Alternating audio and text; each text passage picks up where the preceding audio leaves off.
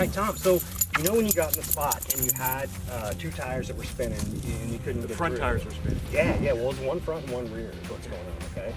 So when you put it in four-wheel drive, we lock the front and rear axle together, but the tires can still spin independently, and it always goes to the path of least resistance, okay? So when you start to spin the tires like that, when the weight comes off of them, that's just what happens. Without locking those together somehow, you're gonna be stuck.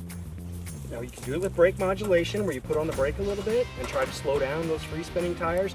But what I had you do actually was turn on A-TRAC, which is something that Toyota has. Now what A-TRAC does is it uses the brake system and it sends brake pressure down to the spinning wheels and transfers power to the other side.